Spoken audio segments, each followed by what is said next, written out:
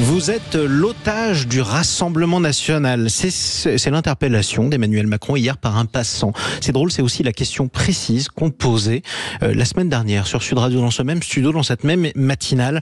Le gouvernement Barnier sera-t-il l'otage du Rassemblement national? Bon, on en débat avec nos deux invités. Nous sommes avec Edwige Diaz. Bonjour. Bienvenue sur Sud Radio. Vous êtes la vice-présidente et porte-parole du Rassemblement national, députée de la 11e circonscription de la Gironde. Nous sommes avec Rodrigo Arenas également. Bonjour. Bonjour. Député France Insoumise de Paris. Bon, l'otage du Rassemblement national, le terme est fort effectivement, mais est-ce que vous considérez, Edwige Diaz, que vous avez des moyens de pression sur le nouveau gouvernement? Je cite Michel Barnier il y a 2 jours. Il aurait écarté à ce stade la création d'un ministère de l'immigration. En revanche, il promet de la maîtriser, bien que ce soit avec humanité. Est-ce que c'est un geste en votre direction? Bon, déjà, je conteste le terme otage parce que qui fait des prises d'otages, ce sont des terroristes. Le Rassemblement national n'est pas un parti terroriste. Nous sommes un parti démocratique et républicain. Par contre, ce avec quoi va devoir composer le Premier ministre, c'est précisément avec le choix politique des Français à l'issue des élections législatives. C'est-à-dire qu'aujourd'hui, nous sommes 142 députés avec nos alliés.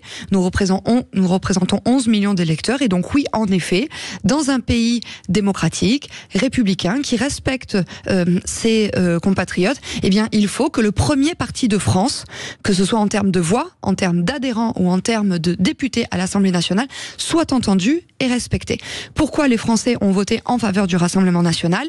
C'est pour bénéficier de plus de pouvoir d'achat, du rétablissement de la sécurité, du rétablissement des services publics, de la diminution de l'immigration, par exemple. De la diminution de l'immigration. Alors, nous allons la maîtriser, l'immigration, avec humanité, disait Michel Barnier. C'est un geste en direction du RN pour vous ou pas, Rodrigo Arenas?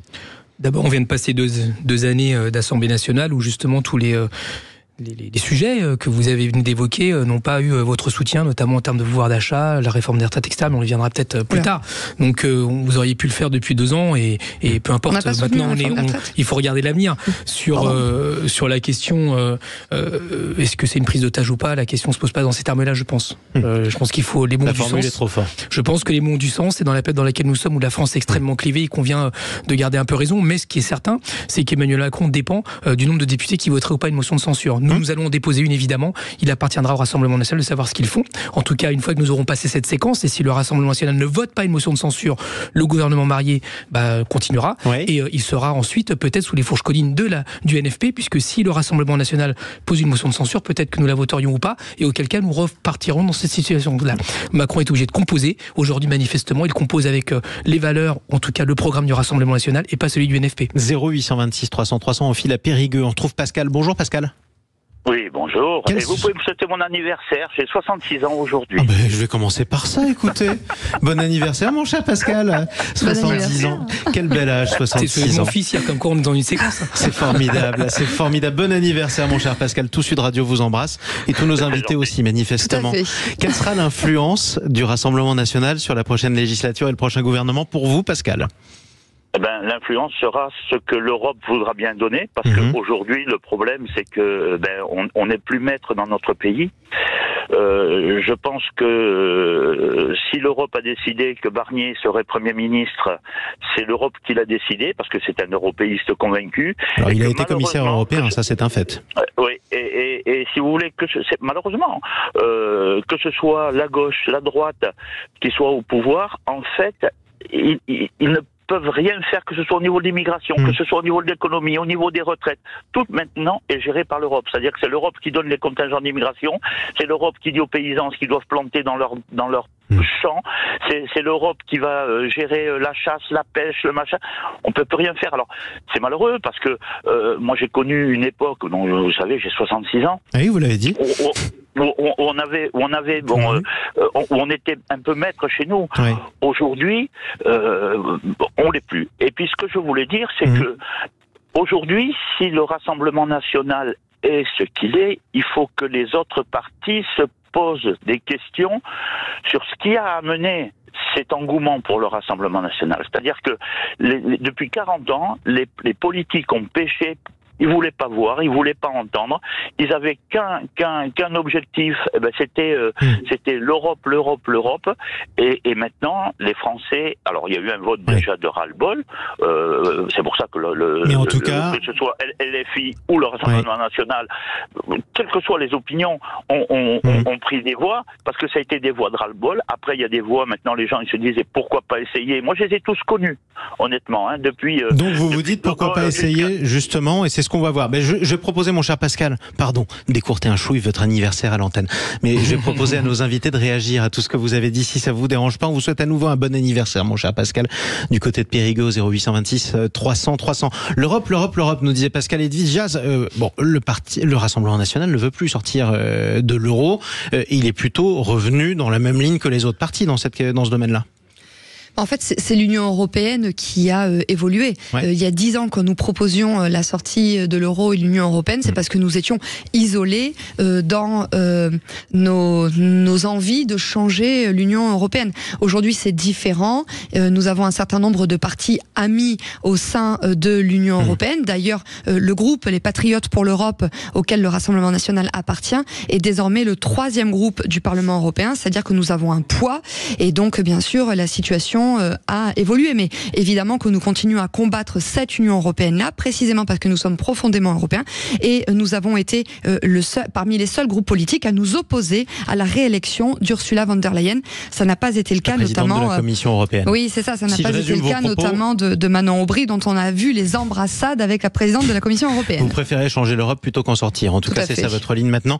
Rodrigo Arena, j'aimerais revenir sur ce que disait Pascal par ailleurs. Les autres partis, dont le vôtre manifestement, devrait aussi s'inspirer de ce qui a fait la popularité du Rassemblement national et ses scores dans les différentes élections. Comment vous le retenez, ça ? Il y a une vraie difficulté aujourd'hui de la gauche à apporter des réponses concrètes par rapport au racisme, par rapport à la xénophobie, par rapport aussi à s'inscrire dans le monde tel qu'il est. Moi, j'ai par exemple porté un rapport sur la souveraineté alimentaire à l'Assemblée nationale.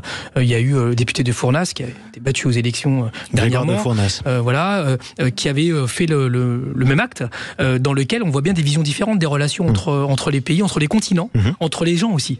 Donc oui, il y a des différences d'appréciation, et je pense que nous devons nous interroger sur la façon dont nous apportons des réponses aux gens, et pas simplement en sortant un monstre du placard qui se combat électoralement. Mais vous savez, moi, quand j'ai eu dans ma circonscription une candidate du RN qui conseillait des lectures antisémites, c'est pas suffisant de le dénoncer. Il faut aussi le combattre. Dans votre circonscription à Paris, bien sûr. Donc la question, une fois, on le dénonce évidemment parce que c'est illégal, parce que c'est pénalement répréhensible, etc. Mais la question, c'est comment est-ce qu'on lutte contre ça, parce qu'il y a un racisme structurel en France, il y a un racisme culturel, et c'est ça aujourd'hui qui nous appartient d'apporter des réponses. Et à ce sujet, j'aimerais revenir aussi sur une autre polémique de cette semaine. C'était François Ruffin, ancien député insoumis et toujours député NFP, mais il a quitté la France insoumise, en tout cas le groupe, qui dit que des députés insoumis ont mené une campagne sur une base ethnique.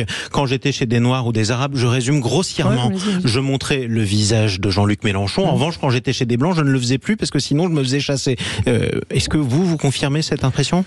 En tout cas, c'est absolument pas de cette façon-là que moi j'ai mené campagne dans ma circonscription. Maintenant, je pense que l'enjeu, c'est pas de taper à gauche les gens de gauche. Je pense que la question, on a suffisamment. Non, mais la question, elle est grave, celle qui est soulevée par. Non, que ce soit avéré ou pas, c'est grave ce qu'il a dit. Non, peut-être ça appartient à François d'expliquer ses propos. Peut-être que c'est la façon dont il a ressenti sa propre campagne dans la Somme.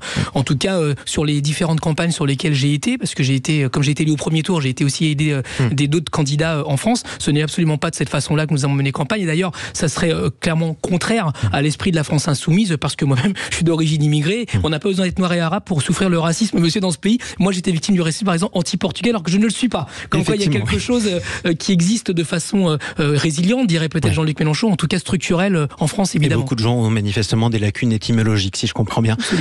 On est avec Edwige Diaz aussi. Est-ce que vous, par exemple, vous menez campagne de manière différente, pour reprendre ce qu'a dit François Ruffin, devant certains Français, certains électeurs, qui soient noirs, qui soient de couleur, qui soient blancs ou autre chose? Non, pas du tout. Et d'ailleurs, moi, comme beaucoup de Français, j'ai été très choquée par les révélations de François Ruffin sur la méthode employée par la France insoumise pour faire campagne. Ce qu'il a dénoncé est particulièrement grave. Ça dénonce une vision racialiste quelque part Enfin, de la vous avez France été condamné, insoumise. je pense qu'il faut se défendre là-dessus. Et puis on voit qu'ils sont en train de mettre en œuvre une méthode pour flatter un électorat communautariste. Évidemment, imaginez si jamais le Rassemblement national avait utilisé ces méthodes honteuses pour faire campagne. Nous aurions fait l'objet de toutes les critiques et ça aurait été tout à fait justifié. Moi, évidemment, je fais campagne comme l'immense majorité de mes collègues, c'est-à-dire c'est une campagne de proximité parce que nous sommes attentifs aux préoccupations des Français et quand nous sommes élus, nous faisons le travail. D'ailleurs, je tiens à rappeler que sous l'ancienne législature, le groupe Rassemblement national était le groupe le plus assidu de l'Assemblée nationale. Bon, merci à tous les deux d'être venus débattre sur Sud Radio. Question subsidiaire, en dehors de ce débat pour vous, Edwige Diaz, on en parlait il y a une demi-heure sur Sud Radio, ces révélations du Parisien aujourd'hui en France. Une de vos collègues, Christine Engrand, députée Rassemblement national du Nord-Pas-de-Calais, arrêtée manifestement lors d'un contrôle routier avec un permis de conduire invalide depuis plus de 15 ans. Ça fait mauvais genre quand même, Edwige Diaz. Oui, alors je ne connais pas exactement les tenants, les aboutissants du dossier.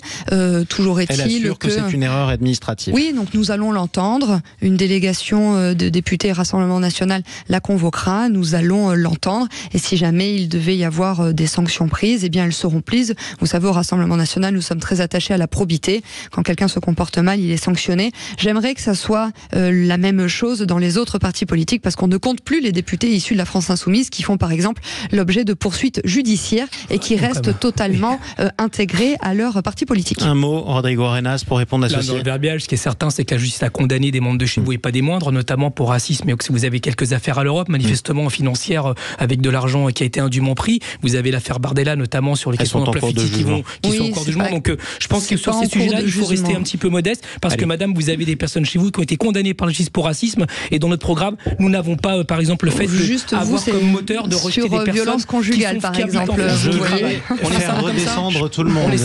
Si vous le voulez bien, je vais faire redescendre tout le monde dans ce studio. Ni vous, Rodrigo Arenas, ni vous, Edwige Diaz, à ce stade, n'avez eu de problème avec la justice. On est d'accord? Donc déjà, on redescend là-dessus. Et comme ça, au moins, dans ce studio... Et pourtant, j'ai grandi en quartier populaire. Je suis issu d'immigration et je suis ciblé par le programme du Rassemblement national. Non, rajoutez pas. Merci, Rodrigo Arenas, député France Insoumise de Paris. Merci à vous. Edwige Diaz, porte-parole du RN, vice-présidente du parti et députée de la Gironde. Merci à vous, évidemment, sur Sud Radio, la Gironde, bien sûr.